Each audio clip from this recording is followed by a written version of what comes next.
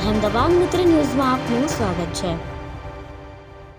અમેરિકાના chemical engineer તરીકેની ઓળખ આપી અને યુકેમાં નોકરી કરે છે તેમ કહી યુવતી સાથે સોશિયલ મીડિયામાં મિત્રતા કરી હતી અને ત્યારબાદ ગિફ્ટ મોકલવાનું કહી 3 નાઇજીરિયનને વડોદરાની યુવતી પાસેથી 2.62 લાખ રૂપિયા પડાવ્યા। વડોદરા સાયબર ક્રાઇમ પોલીસે 3 નાઇજીરિયનને દિલ્હીથી ઝડપી પાડ્યા છે।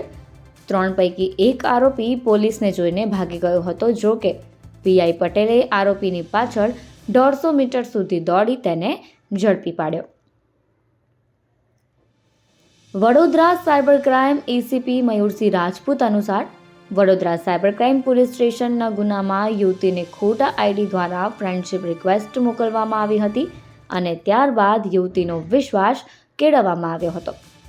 આરોપીએ કહ્યું હતું કે તે યુકેમાં હર્બલ એનર્જીમાં એન્જિનિયર છે।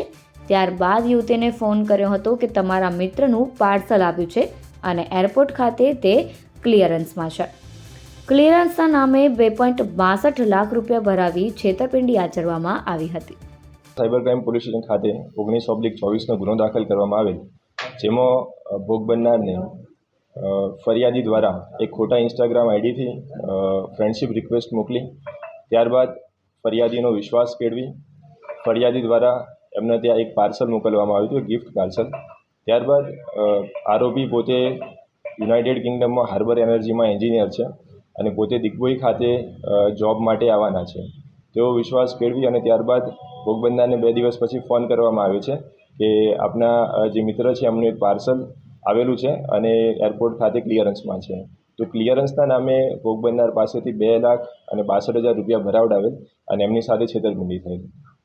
ત્યારબાદ મની ટ્રેલના આધારે જાણવામાં આવેલ કે જે પૈસા ગયા છે તે દિલ્હી ખાતેના એટીએમથી વિડ્રો થયા છે, જેમાં પીઆઈ પટેલ અને ટીમ દ્વારા દિલ્હી ખાતે જઈ રેકી કરી અને સેકન્ડ ટાઈમ ટીમને ત્યાં રવાના કરી ત્યાં 12 કલાક એક ટીમ વર્કથી 12 કલાક સાથે રેકી કરી અને 3 નાઇજીરિયન આરોપીઓની ધરપકડ કરવામાં આવેલ છે, જેમના નામ છે લેઝુઓ જોન, જિબ્રિલ મોહમ્મદ, એકબુલ્લે ઇકેના।